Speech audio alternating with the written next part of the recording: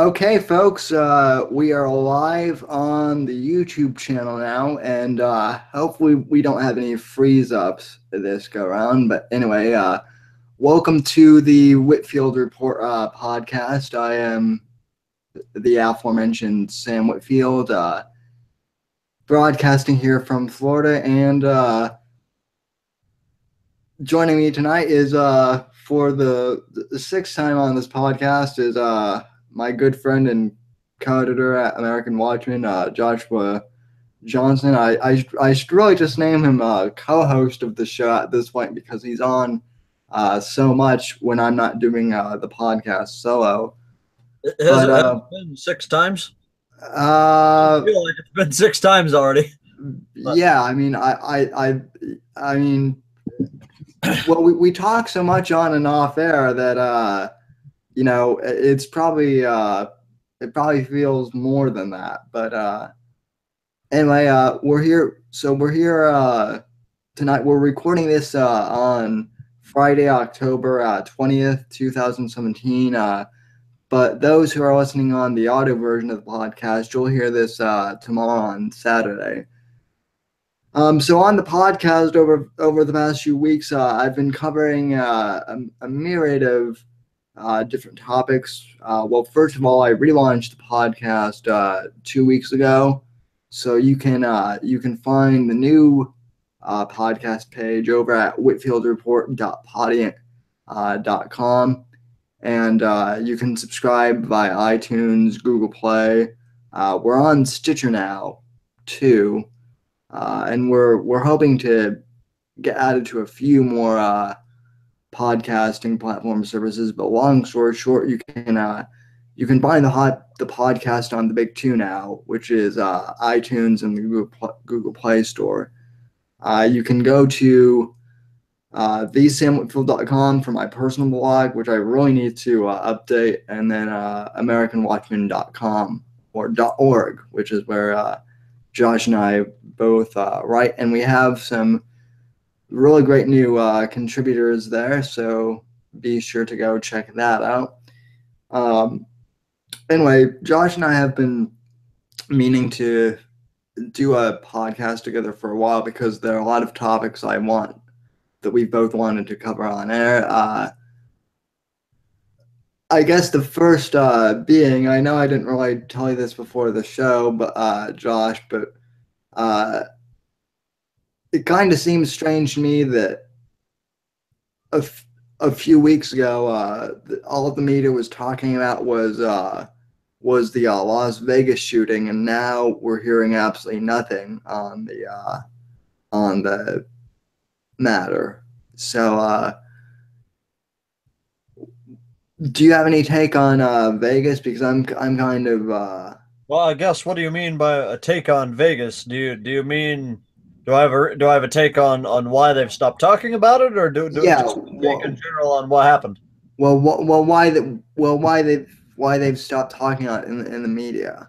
Well, the last I heard about Vegas, they had they were discussing updating the timeline. Um, and that was because of a receipt that was found proving the guy had checked into the hotel sooner than they had anticipated. I guess the reason I don't really have a take on why they've stopped talking about it because to be honest with you, I don't think there was all that much there. I don't think they had any evidence. Well, I mean, they had evidence obviously, but they weren't able to find what the motive was, and that was what everybody wanted to know. And that was what and that sounds absolutely terrible saying it that way, but unfortunately, thanks to how the media handles these shootings, that's what it's almost become. It's like a TV drama almost, where they go out of their way to focus on the shooter, and I don't think they ought to do that. I think that just encourages other shooters. And what I mean by that is you have these crazy guys out there who want to go down in history or whatever, and they think the best way to do that is going and shooting up a bunch of innocent people. Yeah, And I think, as far as I can tell, that may have been the guy's motive this time. I don't know. He was definitely crazy. He was definitely crazy, but they weren't able to find the motive, and then they just kind of stopped talking about it. Maybe they're probably still investigating, but these things take time, and and it's not like watching Law and Order where you get it all in an hour. So I think Right. I just stopped covering it because the cops they don't have any new breaking information. Now it's sort of the slow, tough part of the investigation. Well, I said 2 weeks ago on the podcast on the relaunch episode. I don't know if you had a chance to listen to that one yet, but I said about 2 weeks ago now on this podcast that I feel as if the media stopped talking about it as a whole because on the left wing media, it's pretty much been proven that this guy. At first, the left wing media tried to make this guy out to be like a left wing, you know, I mean, a right wing Trump supporter, uh, who was connected to the Trump campaign somehow. And once that narrative kind of, fell apart, then they tried to tie it to the NRA. And then once that narrative fell apart, they kind of stopped talking about it because there was no narrative for them to push their agenda. Likewise, on some conservative outlets, not all of them, but on some of them, they tried tying the guy to ISIS and whatnot. But I mean, since there's been no conclusion that that's true at this time, it seemed as if the right wing media also kind of stopped talking about this too. So I think on both sides of the media, uh, they kind of lost interest because there was no narrative. There was Oh yeah, no. it's like I said, they've basically the media in this country have turned these mass shootings into TV television programs almost. You know, they have to have a story and they have to have a bad. Well, obviously there is a bad guy, but when I say a bad guy, I mean they have to find either it's the guns or either it's the Islamic terrorism, and sometimes it's just a crazy guy who had no discernible motive whatsoever. Right. And I mean, at this point, I hate to say this, but I'm kind of glad that that story faded from the news because, um, rather than I mean, I know this is going to sound horrible, but in the past we've had, uh, shootings where a shooting occurs, and then for the next 6 months it seems we're in an endless debate over gun control and and Islamic terrorism, and this country is so splintered as it is that I'm really kind of glad that we were able to kind of just bypass that this go around and come together as a nation um, this go around, if that makes sense. I don't know if we came together really as a nation on it. I think it just kind of faded away before because we couldn't divide and that's pretty sad, really. You know, because we couldn't divide ourselves on it, the story just kind of faded. But Well, yeah, I mean, I guess you're actually right. I mean, maybe I was taking a little bit more of an optimistic approach. I guess my idea of coming together these days is the fact that we manage not to divide ourselves. You you know, you ought, you ought to know better with me, Sam. The answer is always pessimistic when it comes from Josh on the political issues of the day. oh No, no, not always. Not always. I tend to be a bit of a romantic, so it depends on the issue. no, I'm a pessimist too. To the point where I shouldn't really admit this, but uh, on air, but I'm going to anyway because it's my podcast. Other than when I have to read stories for this podcast or do research for a column and whatnot, my interest in politics. I'm not as much of a political news junkie as I was when I was a teenager and first starting out. Like I still pay attention to politics, but I'm not glued to the Drudge Report or to the news app on my phone, as much as I was when I was younger and starting out. And maybe that's just because I've been through a few events in my life. I'm just kind of like over it, but I mean, I don't know. I could do with unsubscribing or uninstalling from some of the news apps on my phone. Sometimes I think I've got quite a few on there, and I know what you're talking about. If I'll go to bed at night, I shut my phone. I'm old school, ladies and gentlemen. I shut my phone off still when I go to bed at night. I'm not like those other millennials that like to play on their phone all night. But I'll wake up in the morning, and it blows my mind that this much can happen in the news just in one 6 or 7 hour period. I'll go to bed at like midnight. I'll wake up again at 5 in the morning, and my phone, I'll turn it on, and then it'll be like a little atomic bomb going off or something. It'll just be dinging and vibrating and going crazy for like 15 minutes, and Yeah, I'll open it up, and it'll just be filled with news app notifications from what happened while I had it off. same here. I don't turn my phone off because I use my phone as like an alarm clock. But when I plug mine at night, I turn mine into I turn airplane mode on mine, which is essentially turning it off without actually turning it off, if that makes sense. And Oh, and my phone pretty much does the same thing, as yours does. Plus, whenever something happens, people immediately like tweet at me at like 2 or 3 in the morning, wanting to know my opinion on something, even though I'm asleep. So which I find that to be pretty interesting because you know why would they want my opinion right then? So, but yeah, the news cycle.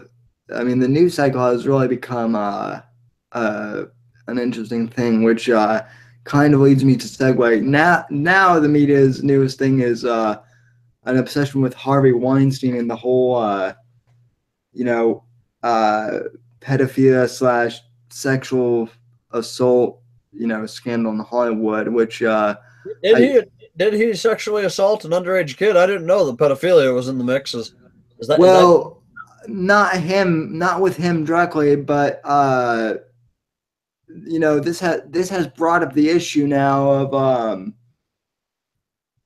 of like I guess 10 years ago there was that one kid who was a Disney star. I can't remember his name, but he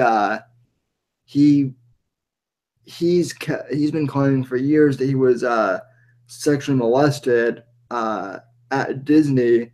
And at first, no, at first everyone kind of dismissed it because he didn't really provide that much proof at the time. But now, people are starting to kind of relook over everything in Hollywood. Kind of every story of sexual assault, or molestation. And I mean, I guess here's kind of my whole take on this. Why are people so surprised that this is happening in Hollywood? I mean, we've heard about this for the last 75 or 80 years, or rumors of this, going all the way back to Judy Garland in the Wizard of Oz. I have an answer. I have an answer for you, Sam. Why they're all so allegedly surprised about the sexual abuse in Hollywood, and you'll have to forgive me if I seem a little bit slower tonight than normal. It's just it's somewhat late in this portion of the country, so my energy is starting to run low. But anyways, the reason that everybody is so obsessed with talking about Harvey Weinstein and about the sexual assault, and allow me to be specific. More specifically, I'm talking about. Have you noticed how everybody who talks about this tries to politicize it? Yes, The reason of they focus, course. the reason that the politicization of this has well, first off, the whole reason it's politicized in the first place is because our culture has become such a burning trash heap. We are essentially an open air whorehouse at this point, especially Hollywood. That nobody wants to talk about. Can you imagine if this came out in the 1950s? What would the late night talk show hosts be making jokes about? Oh well, all men are. This is obviously proof that we're living in rape culture and all men are sexist pigs. Or you'd have people on the right saying, "Aha, this is proof that all people who donate to the Democrats are sexist pigs."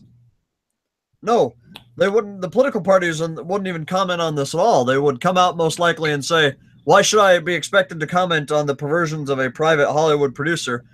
What he did was sick and wrong. That's all I have to say on it." But now we've become so culturally numb to this sexually charged culture where women are being objectified almost 24/7. That and where that's encouraged, mind you, the people who claim that there's a sexual all these so-called feminists who are coming out right now, they never had an issue. Remember, they never had an issue with the sexual objectification of women in Hollywood up until now, when it could suddenly be politicized and used as a weapon against men. Right. The problem is that nobody wants to have an actual serious conversation about what has gone so wrong in our culture where this kind of attitude became prevalent in Hollywood in the first place. Nobody wants to have that conversation, so instead they turn to the political divisions. Well, let's have that conversation then, Josh, because I'm in agreement with you. But what do you think went wrong in America? And I understand we could do a whole nother podcast on this, and maybe at some point we will. But just really, I think we're gonna have to go through a lot of podcasts to answer the question of what went wrong in America, Sam.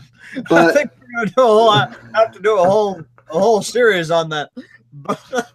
Sam Whitfield and Joshua Johnson present what went wrong in America, part 1 of a 20-part series. So, but no, just kind of cliff notes as best you can. What do you think went wrong? Because I think that you and I, we may have some differences, but we may have a lot of similarities.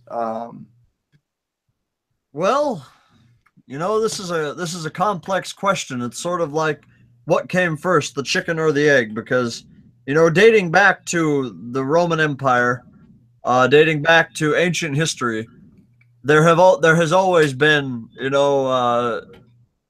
there's always been the temptation of sex. Yeah. We see it in the Old Testament in particular with Sodom and Gomorrah. But as civilization developed, as Christianity took hold throughout the Western world anyway, we learned to rise above these sinful instincts we have, these animalistic and I think you know what I'm talking about, Sam, when I say animalistic. You know that there's the natural drive in men and women to have sex, and that can become obsessive for some people like Harvey, apparently, very quickly. But as Christianity spread throughout the Western world, people learned to rise above that and to hold themselves to a higher standard. And unfortunately, we men did not always hold ourselves to the higher standard, and this led to the creation of the so-called double standard, which is women asking, well, Harry gets to sleep around with whoever he wants, and everybody thinks he's great and manly, but if I sleep around with whomever I want, it makes me a whore. And for some reason along the line, and again, ladies and gentlemen, I am abbreviating all of this terribly because quite frankly, as we just mentioned, this kind of stuff you can't just talk about in 15-20 minutes. But we are. And so I'm trying to abbreviate as best I can. So forgive me if there are some generalizations made here. But anyways, along come the feminists, and they say that, well, if men can sleep with whomever they want and it's a great thing, then women deserve to sleep with whomever they want, and that's great too. They didn't say let's hold men to a higher standard. To me, that would seem to be the logical conclusion. Well, why don't we hold men to the same standards we're held to? That to me would seem to be the logical standard. But instead, they're like, let's all race to the bottom and be as hedonistic as we can be. But anyways, as you can imagine, when women start going around and acting incredibly sexually, then the men who already weren't generally holding themselves to the highest of standards to begin with begin to take advantage of that. And you're already asking, Josh, what the hell does this have to do with Harvey Weinstein in Hollywood? I'm not, because I see where you're going with this, but yeah, I mean I can I'm glad you do, Sam, because I'm just winging it. But I'm just joking. I'm just joking. But anyways, for less discerning members of the audience, they might be asking, Josh, where the hell are you going with this? And where I'm going with it is that in Hollywood, when this first got started, people like to think that the casting couch only did well. Not Hollywood, even acting. As long as we've had acting, even back in Europe, in the days of Shakespeare, in the days of the Globe Theater, you had men who were not holding themselves to high standards, attempting to use their position to pressure women to sleep with them. Well, except I do want to make one correction, as kind of a culture historian. Back in Shakespeare's days, all the women were played by, all the female parts were played by young boys. Well, yeah, there were. Yeah, sorry. I mean, I shouldn't have used that as an example. Sorry about that. No, I just remembered that when you brought that up. Yeah, that's a great point. no, but it actually does kind of work the same way. I mean, I can imagine that, just like there were, you know, there were play producers, or, whatever the term was back then, molesting young boys. I can imagine that there were, Well, I'm sure that did happen, unfortunately. yeah. But as it pertains to women, what I should have said is that this dates back to as long as women have been acting in any capacity, men have tried to say, well, men in positions of power would try to exploit them sexually in order to get them a career or whatever. But it began to become more and more of a problem when the women began to sort of embrace it. And I think you know what I mean by that. I'm not going to say if there are any actresses in particular who did this, because I can think of a few, but I don't know definitively, so I won't say. But you had women who sort of normalized it because they figured, well, I'll just sleep my way to the top, basically. And I'm not saying that makes it right. I'm not saying that justifies it. But what happened was you had, and again, ladies and gentlemen, this is really, I don't feel too comfortable discussing this all right here because it is really, really complex. And I don't think we can do it justice here in just a few minutes.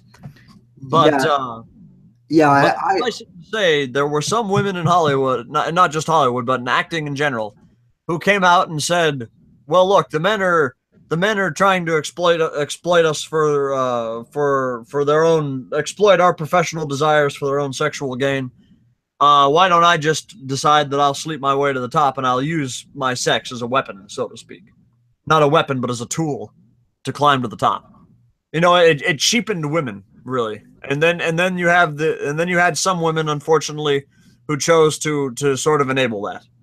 And that's all I'm going to say on that for now, because again, Sam, really, we could do a separate podcast on this, because I don't think we're going to be able to accurately or it's a deep topic. No, right, and I agree, and I apologize for kind of asking you to do the Cliff Notes version, but I do think it was.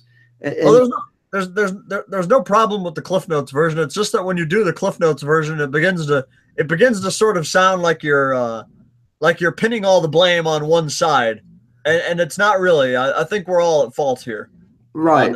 Well, not everybody in the sense that you and I are guilty, but they're both men and women at fault for what happened. Well, it's such a complex issue that we could do a 3-hour pen with multiple people on this, which, hey, that gives me an idea, actually. So maybe for a future episode at some point down the line. But yeah, I mean, I'm in agreement with you. I also think that, I mean, I also think that, I mean, I'm not trying to be snobby here or anything thing like this, but to you and I mean, we're pretty tuned in to politics and culture, and as Andrew Breitbart used to famously say, politics is downstream from culture. So, you know, having said that, people who are people like you and I who are, you know, tuned into this, we pay attention to stuff like this, and we have for a long time.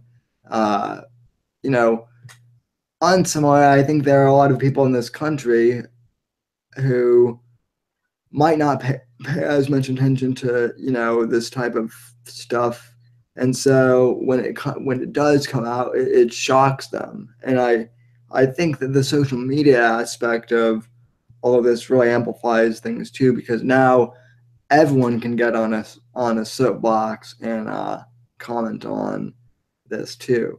So I don't have any additional comment to make on it. I suppose. I mean, yeah, you're spot on social media though.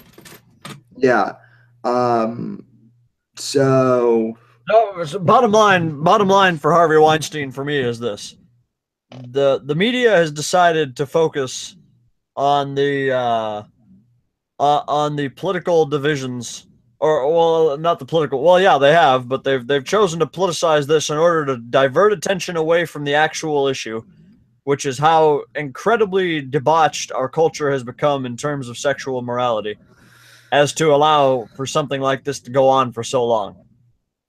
They don't want to have that conversation because don't forget they were the ones who pushed this kind of, the left pushed the transactional nature of sex. They're the ones who said, well, hey, look, you give me something, I'll give you something, and that's how this got started. They well, they they have cheapened sex to something that can be bought and sold. They have removed the sacredness from the conjugal act, and that's really the conversation we should be having. We should be having a conversation about what sex has become in our culture, but nobody wants to have that conversation, unfortunately. And so instead, they focus on trying to politicize this as in a way as to either damn all men as sexist, racist pigs, or as a way to slander all liberals as being sexist, racist pigs. I would agree with you mostly. Just playing devil's advocate though. You know, I assume you've heard the joke about what is the oldest profession in the world, and It's not you really know, a joke. It's a fact, isn't it? well, yeah, it's kind of a humorous fact, depending on how you tell. I mean, so I mean, I guess a lot of this, you know, does go back to the beginnings of, you know, civilization, which is a whole nother thing that we could get into. But you know, again, I do think you're right.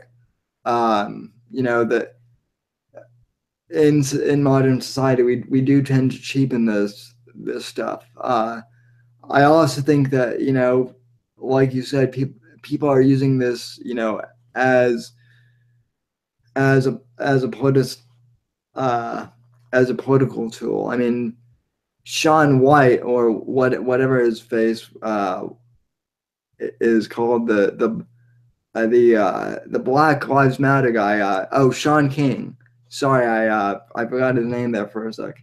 He immediately tried comparing Harvey Weinstein to Donald Trump, you know, and saying that we basically have Harvey Weinstein in the White House, The which difference, the key difference you have to remember between Donald Trump and uh, and the Harvey Weinstein allegations is that Donald Trump was, and this does not, in no way does this justify what he said, but he was, it would seem to me, just engaging in some of that vulgar Hollywood joking. There were no women that came and specifically said he went and grabbed him by the you know what, the and also what happened to all of Trump's accusers. they all just sort of vanished into thin air, and that's not how this stuff really works.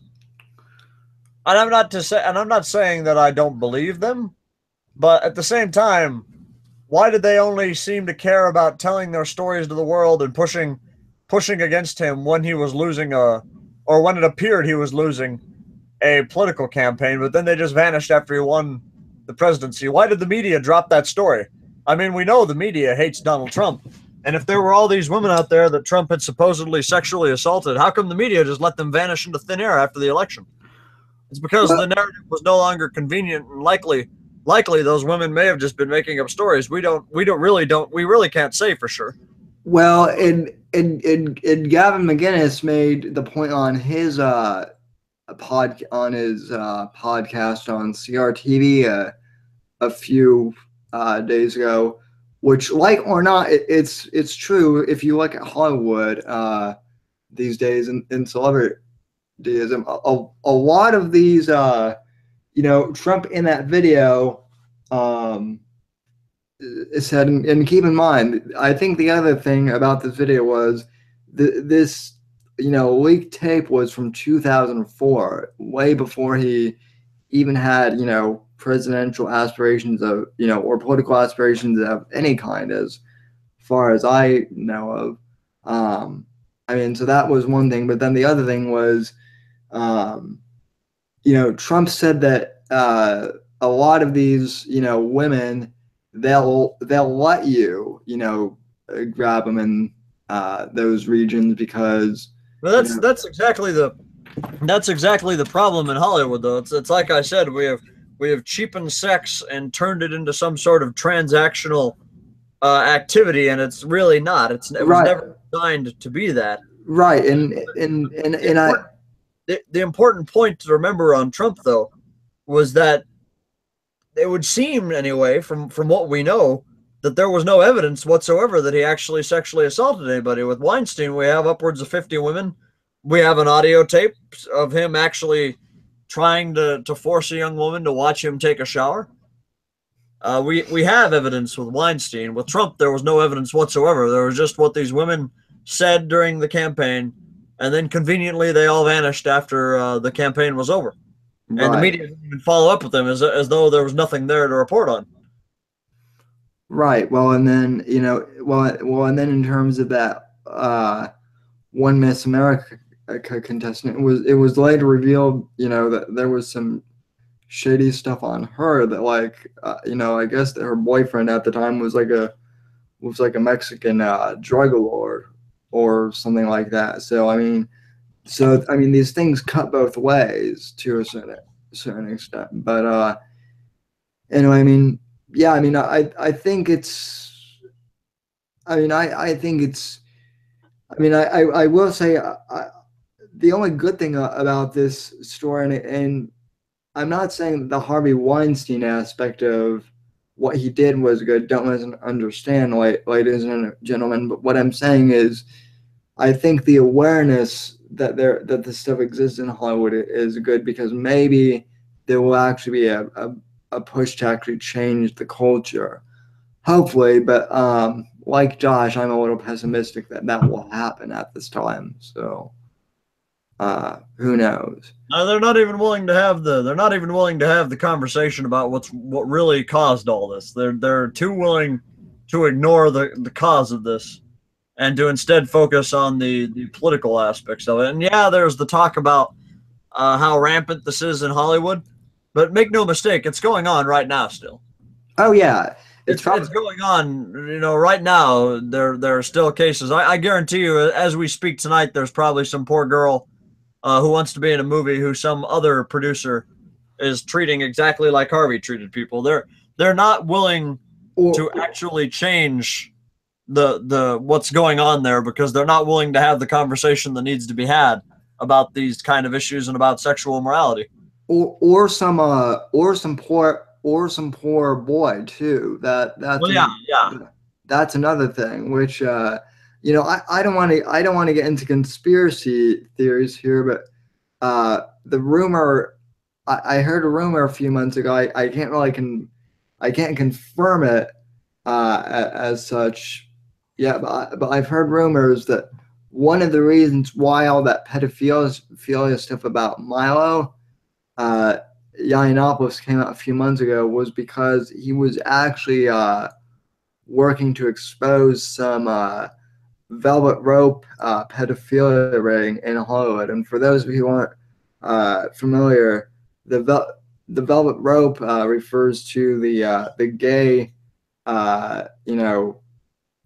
sect of Hollywood. Again, I don't know if that was true that he was working on it on an expose, but if true, the timing of that whole thing is pretty interesting. So,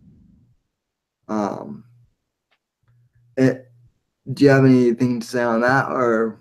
I don't follow. I mean, I don't study Hollywood particularly that much. So, to me, this whole thing is really, quite frankly, I think the Weinstein. I think there are other. Don't get me wrong. It's important. Well, he broke the law. He deserves to be prosecuted. He deserves probably to be in jail.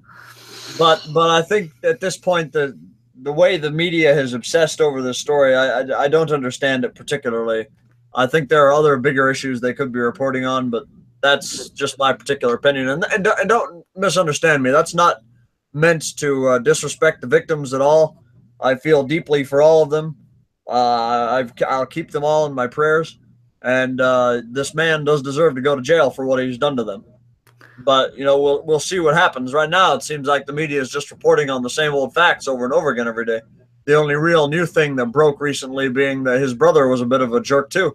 So yeah, and speaking of the media kind of moving on to other things, we're kind of segueing into another thing. I guess there's this big controversy with Trump and the Gold Star families now, which honestly I'm not really sure what happened there. Josh, it seemed like you had some more information on this. This I can give you the QuickBooks take on.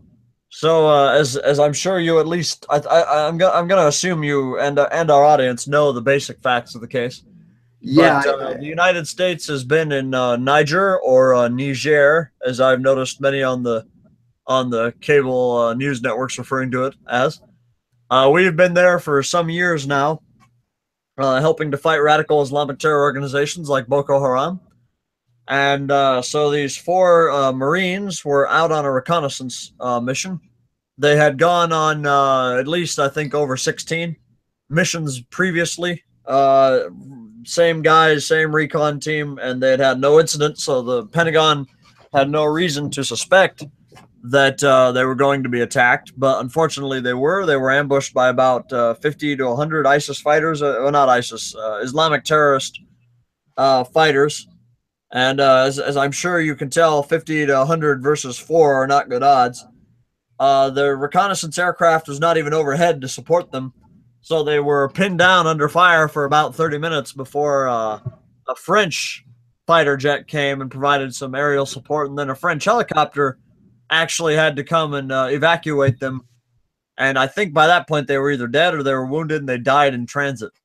One of them, the young black gentleman, LaDavid Johnson, was actually left behind and was sort of off the radar for 3 days until they finally found his body. And so that was the woman in particular. Trump called his fiance and tried to, and it's important to note that he had asked General John Kelly, who had lost his own son in Afghanistan some years before, what he should do or how he should say this to them. And apparently Kelly advised him that there's nothing you can say that's going to help these people. I would recommend not doing the call at all.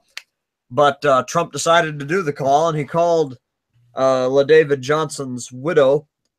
And apparently, I forget her name, but this particular woman's congresswoman or congressional representative, an African-American gal who is fond of god-awful ugly cowboy hats,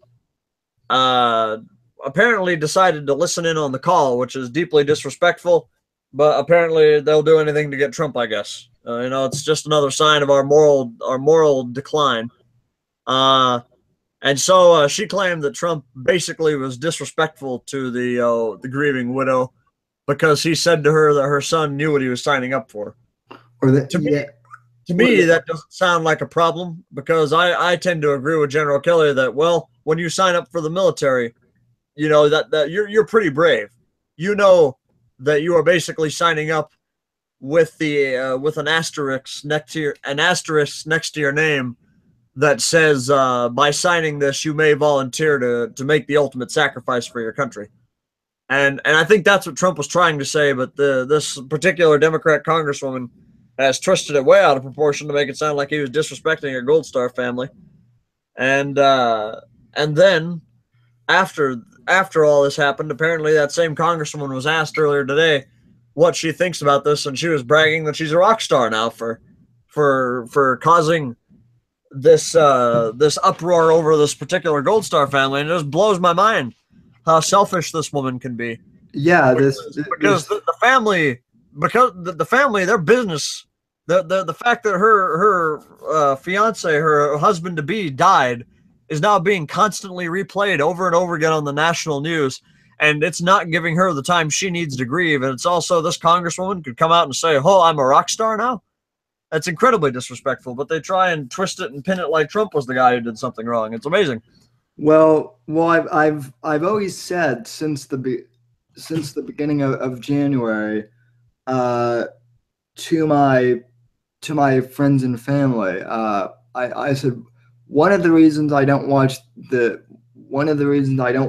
news anymore, other than research for my columns or my podcasts, are because the media is going to the mainstream media is going to do whatever they can to uh, subvert and demonize Trump. And so most of the time, it's not even worth reading the headlines because, they're not even trying to start out of the gate neutral. And, to be fair, I guess, you know, we are here at American Watchmen and other conservative outlets, we're not really starting from ground zero of neutrality either.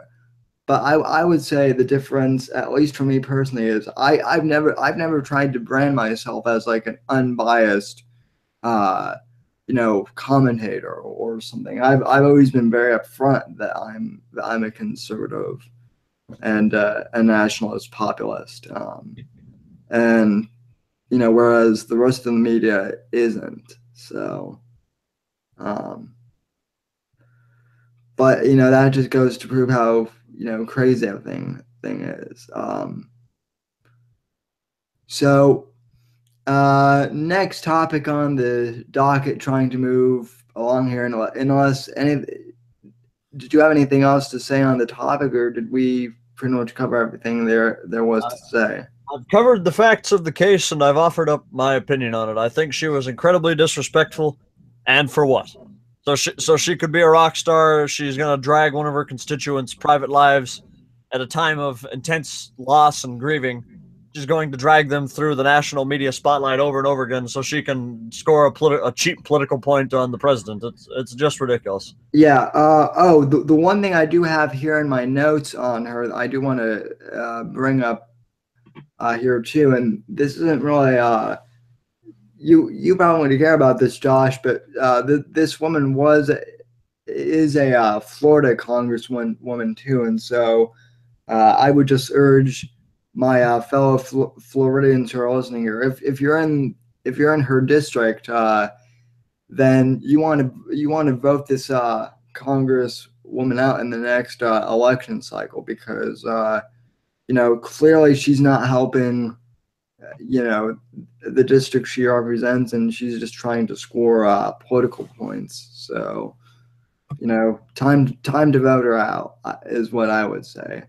But moving on, speaking of Florida, famed white nationalist moron idiot Richard Spencer came to speak at the University of Florida in Tallahassee on Thursday afternoon / evening, And this made headlines because Governor Rick Scott decided to declare a state of emergency, which some on the right think was an idiotic decision to do, and I'm kind of split 50-50 on that.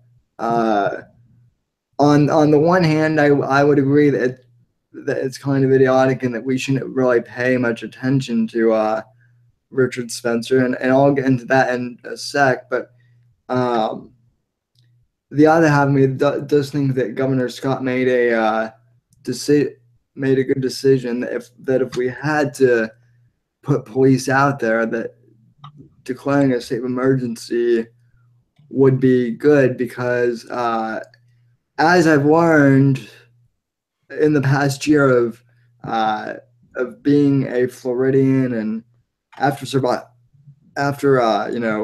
kind of living through my first major hurricane here, I learned a few things. That a state of emergency here in Florida, during a state of emergency, when the police tell you to do something and you disobey, the penalty is a lot harsher for those to disobey a cop. The sentences last a lot longer than, I guess,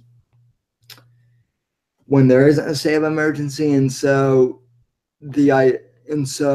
Scott's justification was to deter Antifa and the neo-Nazis from starting crap even more. That was kind of his reasoning for doing what he did. And like I said, on the one hand, I can see where he's coming from, but on the other hand, Josh and I were both talking about this before the show. The best solution is to kind of ignore Richard Spencer. And Josh, you had some things that you wanted to say on this topic, so. Well, I didn't think the state of emergency was a good idea, because I think it just gives Richard Spencer the attention that he so desperately craves and needs to pretend that he's relevant. How many people show up at these events of his, even at the one that he did end up doing in Florida? I think they said that the ratio was 10-1 protesters versus supporters. I mean, he's a neo-Nazi. He has no real political pull beyond overgrown men in their 40s living in their mother's basement. Or college fraternity boys who think that Nazi memes are the funniest thing around. So yeah, I mean, he's not relevant, but what he is very good at is getting the media to pretend that he is, by giving him attention. And so I think that in that respect, I don't think that the state of emergency actually did anything. And you said at the beginning there that the state of emergency makes it easier to control Antifa, or something to that effect. Well, in theory, it's not so much disobeying a police officer. It's the problem. It's when they assault other people and destroy property, and the same goes for Spencer and his Nazis. It's when they assault other people and destroy property that it becomes a problem, because then they've broken the law. And so to me, it would seem to make more sense not to declare a state of emergency. Just ignore that he's coming. Let him come to his event. If people show up and start breaking the law and get rowdy, have police ready and ready at standby to go in and arrest them and enforce the law. To me, that's straightforward enough. But the state of emergency to me just doesn't make sense, because it gives him the attention he wants.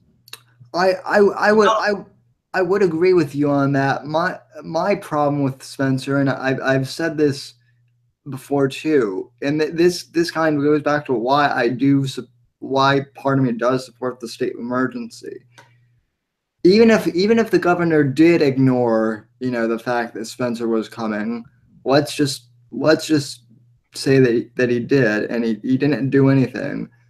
The mainstream media is obsessed with Richard Spencer, and I said this back before Charlottesville even happened. I said, you guys want to stop neo-Nazism?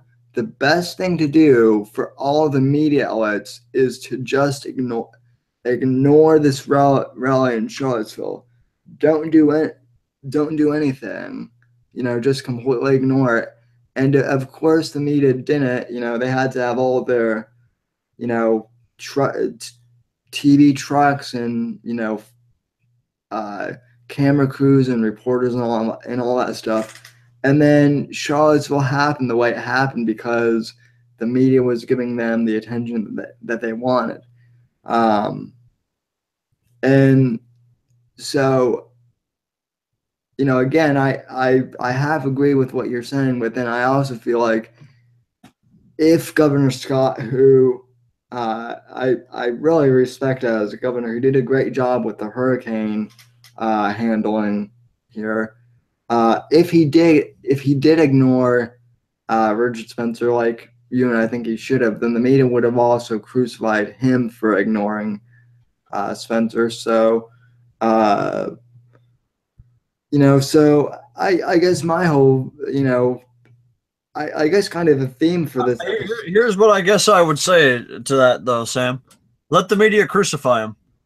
The Republican, I mean, if you're a Republican in this country, the media is not your friend to begin with. Right. So to me, to me, enacting policies in order to prevent the media from getting upset that we didn't do enough or that we did too much or whatever. I mean, it doesn't matter what he did. I mean, had something actually happened and had the event actually turned violent, I guarantee that there would have been somebody in the media, at least somewhere, saying, "Oh, well, this violence wouldn't have happened if it weren't for the heavy police presence and state of emergency." They'll always find a way to twist it back against you if you're a Republican. Right. Yeah. I would. Yeah. I mean, I agree. I mean, like I just said. I mean, it is. I mean, it's a very sticky wicket where where Richard Spencer is concerned. So, most of the time I ignore him and I ignore his supporters. So I just know that people were wanting me to cover this on the podcast because it was more of a local issue. In air quotes, Papa Bad. But anyway. And then I know we're kind of winding down the show. Were there any topics that you wanted to bring up? And perhaps next time. I'll be honest with you. I'm just ready to hit the hay. So yes. It's been a long day. Yeah, same here. It's almost midnight here, ladies and gentlemen. So, but anyway, Josh, where can we find you on social media? You can find me either at AmericanWatchman.org or at jjohnson_AW on Twitter. I am also on Instagram at Joshua Johnson 2016, I think. No, 2017. Who cares about the Instagram account? We got the important one. We got the Twitter and the AW. I have an Instagram too, and it's linked on my website, but I never promote that on my podcast. Mainly because my Instagram is non-political, but I really should promote that more. But it's the same as my Twitter handle. So, anyway, ladies and gentlemen, quick reminder before we end the show: if you like this podcast, please go to iTunes and the Google Play store and give us a 5-star review rating over there for the Whitfield Report. That really helps me know how you like the show, and it gives us an opportunity to potentially monetize the show later on down the road and get more recognition. So please go ahead and do that. And as always, thanks for listening. And God bless and God save this great nation. And we'll see you on the next episode of the Whitfield Report. God bless.